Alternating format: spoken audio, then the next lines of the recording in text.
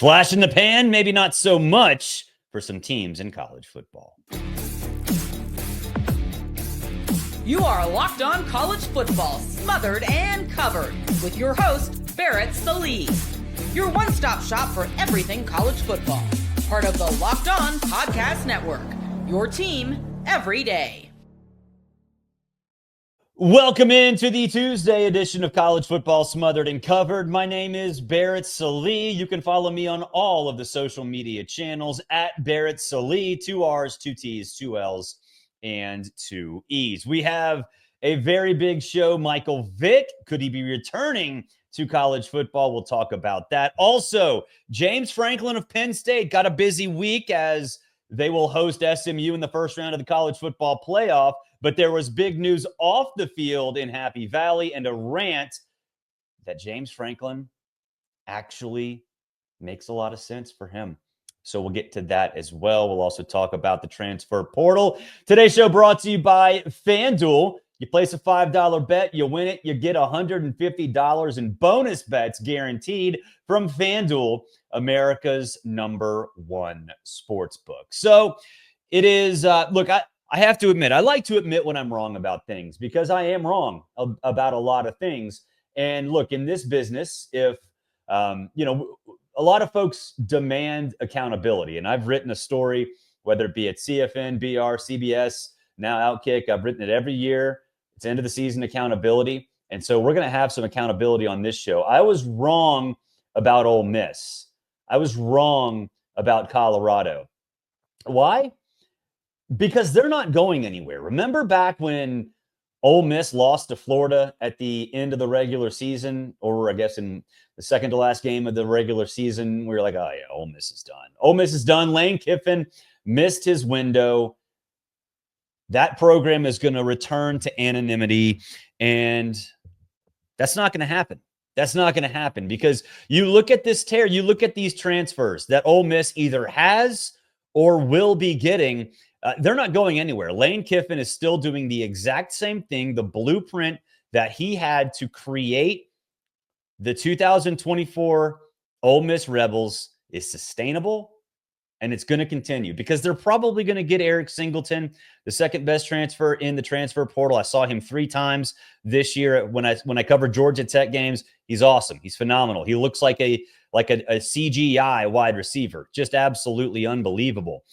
They got Prince Will Emmanuel. They got Patrick Kutas. They got Luke Haas from Arkansas, SEC on SEC crime.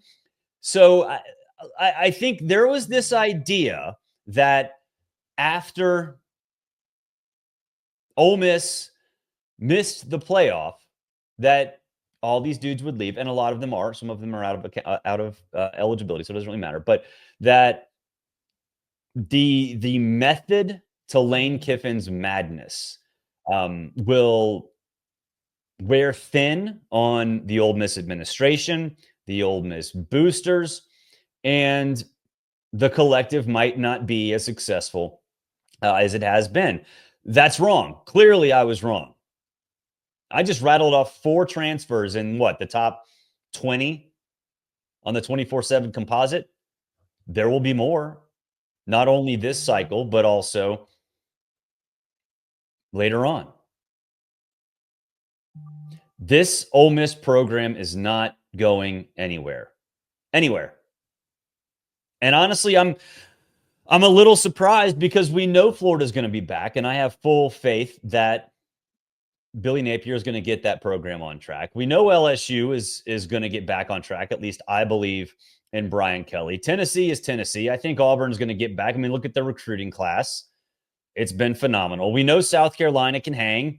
Hell, they were in the playoff discussion the last week of the season. And then, of course, you have the power programs. So there's a lot of traffic for Lane Kiffin. There's a lot of traffic for Ole Miss in general. But it's working.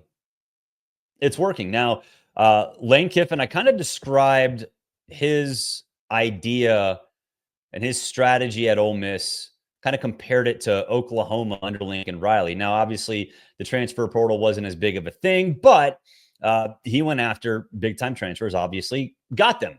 Baker Mayfield, Kyler Murray, Jalen Hurts. They were important players. And so basically what Lane decided was, okay, I'm going to become the Oklahoma of the SEC. And he's doing it just on an exaggerated foundation, more in the portal. I think it was 19 of the 22 that were on the two or starters on the two deep were transfers or something like that. It was maybe 18, but he's doing exactly what he set out to do. And it's not going anywhere. And I was wrong. Because I thought that maybe after this, the resources that Ole Miss provided would dry up a little bit. But instead, it seems like they've doubled down, and I think it can work. It's also happening at Colorado. I was wrong about Colorado. I thought that the shine would wear off when Travis Hunter and Shedeur Sanders and some of those other guys leave. That a lot of the draw to Colorado was from Travis and Shedeur, not what Dion can bring to the table on a consistent basis after those two specifically move on to the NFL. But what have we seen from Colorado? We've seen them hit the portal hard and still also attract high school talent much more than they did over the last two seasons. Of course, most recently, Jaheim Oatis from Alabama, former five-star prospect. He was a four-star in transfer portal rankings, according to 24/7. He leaves Alabama, and he goes to Colorado to be the foundation of a defense that really has not been that successful, but took a pretty big step forward from year one to year two under Deion Sanders. That in and of itself is massive, that you're having a player who was a contributor for Alabama and potentially a starter and a significant starter for the next couple of years bail and go to Colorado. And you also heard him say why, that he felt like he would be in a much more comfortable situation from a coaching perspective. That's also a slight at Alabama, but I think it's a sign that, yeah, Colorado is a destination. It's a destination team. It's a destination program. And the fact that you have Otis going there is proof. But also, Juju Lewis going there as well. He's obviously been committed for a little while now. 2 months now? So he's one of those guys that, every school in the country wanted. He had been committed to USC for 2 years, something like that, before he decommitted. But he's looking at Colorado now going, okay, A, can start right away, and B, draw all the attention you need to get to the NFL as quickly as possible. Oh, yeah, and also potentially win the Heisman Trophy like Shedeur did when he finished, 7th? Despite having another teammate in the mix and obviously in the end winning it. So this is twofold for me. One, Colorado's not a flash in the pan. I don't think they're going to contend for the playoff every single year, but they're not a flash in the pan. They're going to be a consistent contender. And B, Dion's there for the long haul. I know he had to reassure everybody, a month and a half ago that he was in it for the long haul, but then there was a report that he might go to Dallas and all this other stuff. And, every coach lies about stuff like that. If you get asked if you're going to go get another job, you say no, regardless of the truth. There are a few that say, oh, yeah, I owe it to myself to listen. Why wouldn't I? But that's very rare. And a guy like Dion, the amount of the bright spotlight that would be on him, no matter what his answer was going to be to that situation, it was almost a no-win situation. But he said he's staying. I think you can 100% get on board with him staying now. He's not going to go anywhere else in college football, maybe do a Power 2. He's not going to go to the NFL. He's having too much success, and I think having too much fun at Colorado, dealing with young kids. Because remember, he did have a high school that there were issues, but he still enjoys leading young men. And that is clearly, players are clearly accepting that. And so they're not going anywhere as well. So I was wrong. I like to admit when I'm wrong, and I was wrong. Ole Miss ain't going anywhere. Colorado not going anywhere as well. We'll talk about Penn State. They have a big game with SMU this weekend. James Franklin dealing with a lot of other stuff as well. It's College Football Smothered and Covered. And of course, we are powered by the Locked On Podcast Network. The show brought to you by the College Football Playoff. It's that time of year, the College Football Playoff. It is back, and with the newly expanded 12-team format, it's guaranteed to be bigger and better than ever, bringing you all the hard-hitting and high-flying excitement that you love. TNT Sports coverage of the College Football Playoff begins December 21st, starting with the College Football Playoff kickoff show presented by AT&T at 11 a.m. Eastern. Leading into the first matchup, the Southern Methodist University Mustangs battling the Penn State Nittany Lions at noon Eastern. Then the Clemson Tigers look to upset the Texas Longhorns in a showdown at 4 o'clock Eastern time. Don't miss a moment of the action. Watch the College Football Playoff presented by Allstate live on TNT, True TV, TBS, and Max. So let's talk about Penn State. They were just in our live read for the College Football Playoff because they are playing in the College Football Playoff. But one player who will not play in the College Football Playoff is quarterback Beau Pribula. Now, Drew Allar's coming back, so obviously that means Beau Pribula, who is a talented player, can start somewhere, announces his transfer. He's not going to be there for the College Football Playoff, which is a problem. Certainly for Penn State,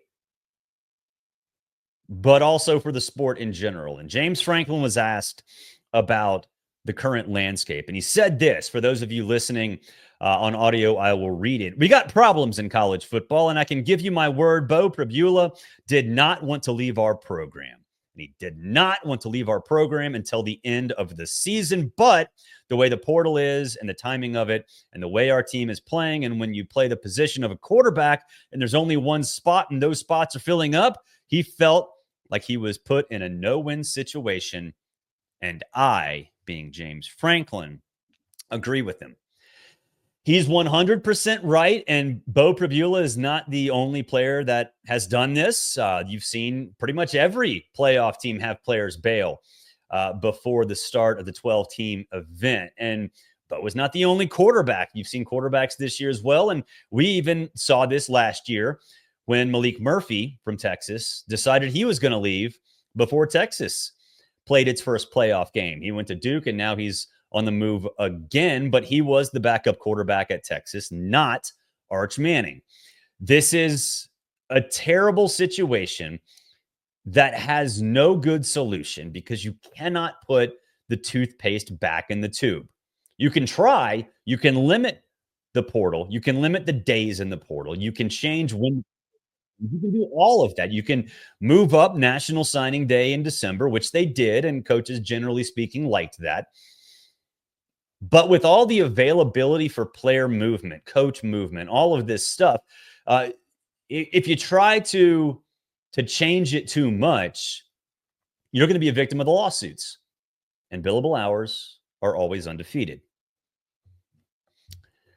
But there are a lot of coaches, either publicly like James Franklin, and Rhett Lashley even talked about this as well, or privately, who are fed up. They're just fed up with this. They shouldn't have to deal with players leaving school for valid reasons before the playoff.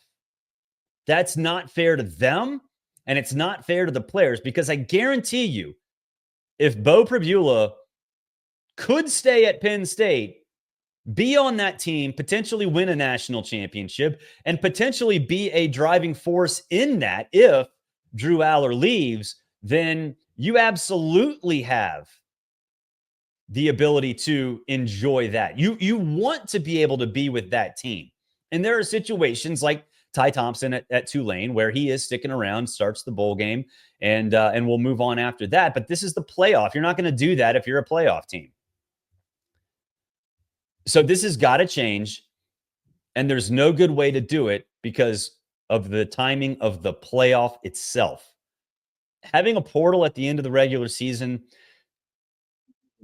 after championship week, fine. Like, okay. But when you expand the playoff, you have all of these other issues. And, there's the window that opens up after the end of the season. So players in the playoffs still certainly have time. But we're talking about the championship game being on January 20th. All these players that are in the playoff are thinking, or at least want to play on January 20th. Well, guess what happens after January 20th? You're 3 weeks into a semester.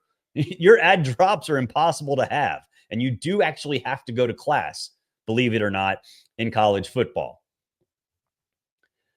So there's no way to do this right. There's absolutely no way to do this right. I don't fault Beau Pribula. I applaud James Franklin for speaking out about this on a big week because, look, he could have just said, I'm not going to deal with this right now. I got a game to coach. I got a national championship to win.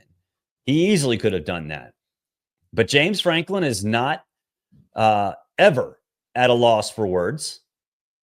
And in a very high profile spot, the press conference of the week you play a playoff game, he chose to make a statement based on something that had recently happened to his team. But he went out and understood, hey, the words that I have right now will matter more now than they will later, because of how many people are paying attention to the program. So I hope something changes. I don't know how you possibly could change it,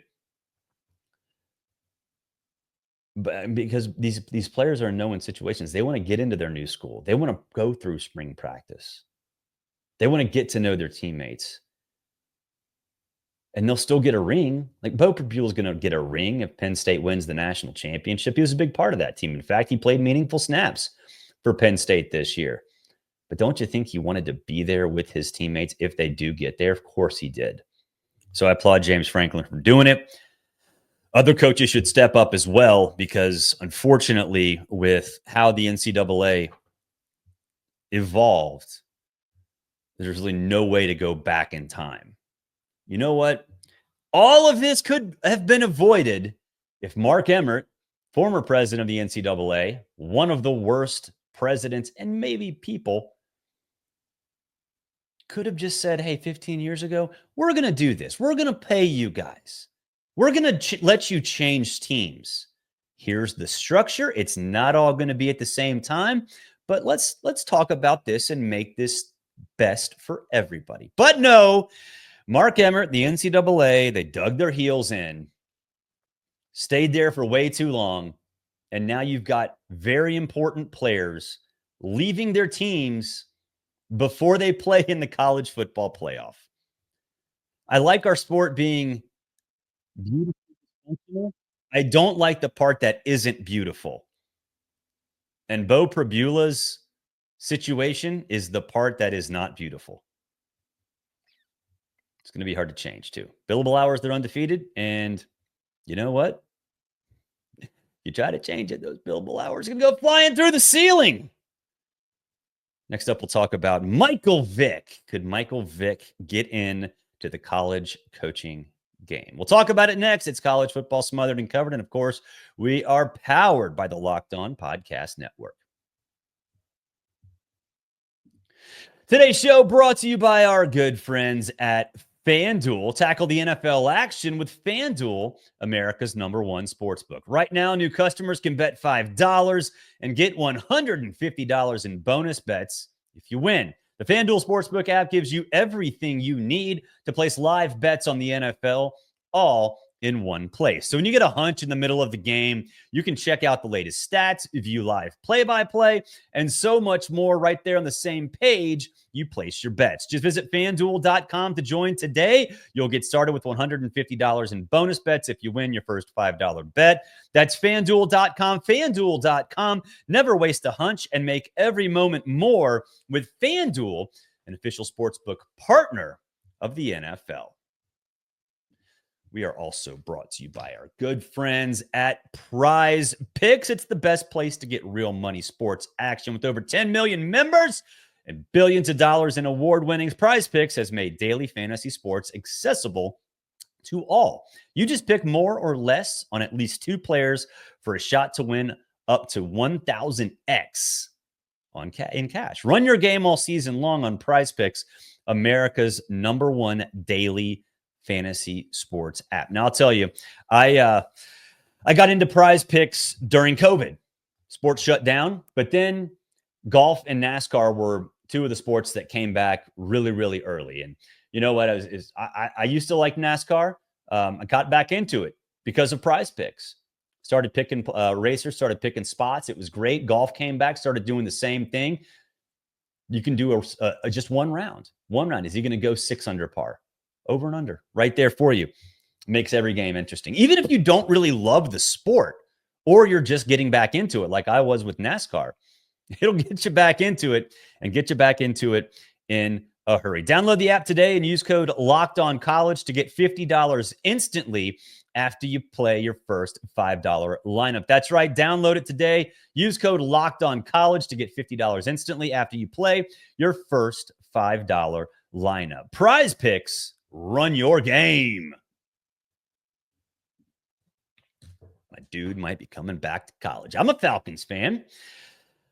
It's hard to be a Falcons fan in this day and age. Really, it's been hard to be a Falcons fan even when they were good under Dan Quinn and went to the Super Bowl or went to the NFC Championship game 4 years before that. It's really, really hard to be a Falcons fan.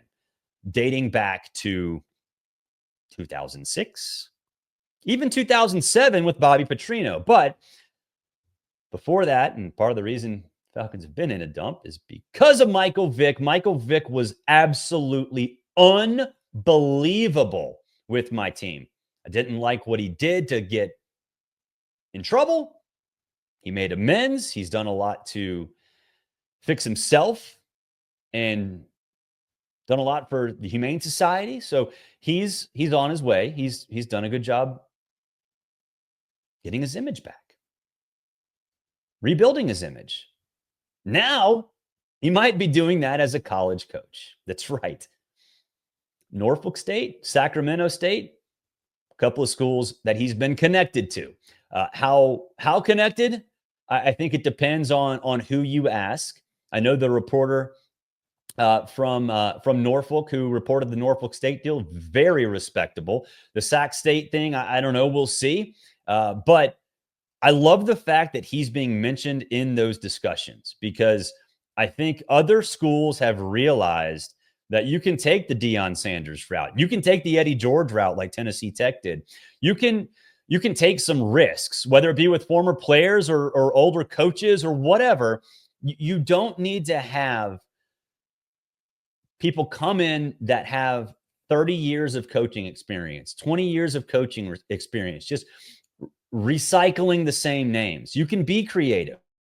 From a PR perspective, in the NIL world, it matters a lot. It helps a lot.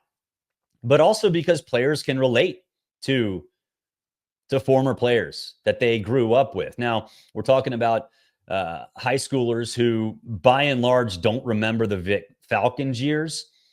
Maybe not even remember why he got arrested.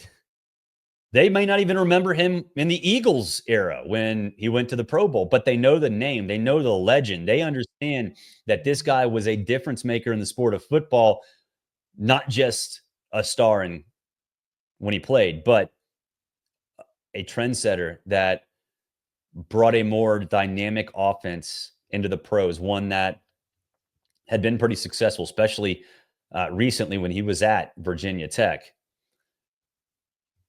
I love it. I love that he's going to get this chance, or that he's at least being considered for these chances. It's again, he's done a lot to revitalize his image, but he's gone through a lot.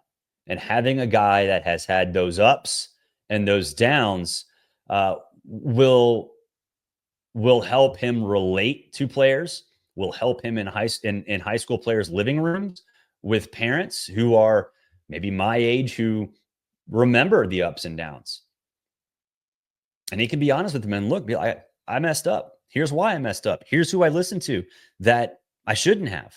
I'm going to make sure your son doesn't do that. I'm going to make sure your son doesn't repeat the same mistakes I did. That's a pretty good selling point. So I hope Mike Vick gets one of those. Hope Mike Vick goes somewhere. He's clearly interested.